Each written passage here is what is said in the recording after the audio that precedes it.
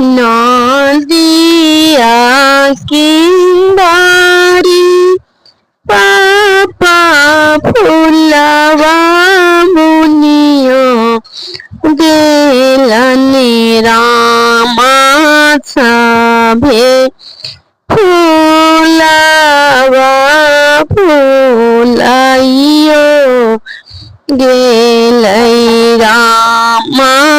सभे फुलवा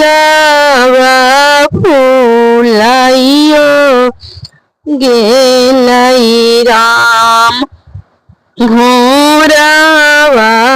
चढ़ैली आबथिन न जानो दुल्हा रामा सभे फुलवा रामांगी देलनि रामा सभे फुलवा रामांगी देलनि राम घर शिव हरा भेलनया पाना भैया रामा कौन साला फूल रामांगी देलनि रामा कौन साला फूल रामांगी देलनि राम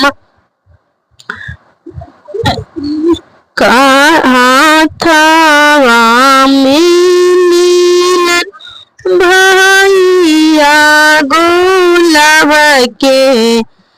छरिया रामा मारे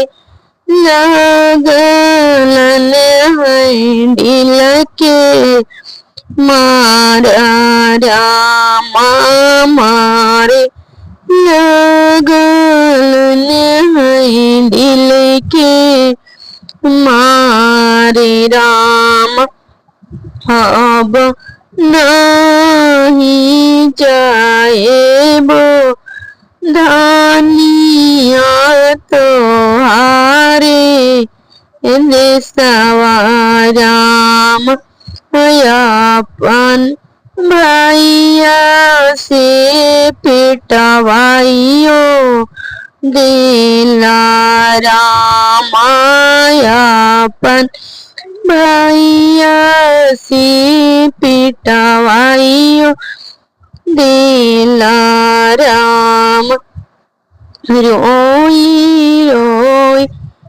चिट्ठिया लिखलन सुंदरा बेटी रामा से चिट्ठिया भैया के पास रामा से चिट्ठिया भैया के हाथ रामा चिट्ठिया पढ़ैत भैया मनमा मारियो लेलनि रामा नाही जानली कि हमार जीजा हलनि रामा नाही जानती की जीजा रामा नाही काटती गुलाब के छरिया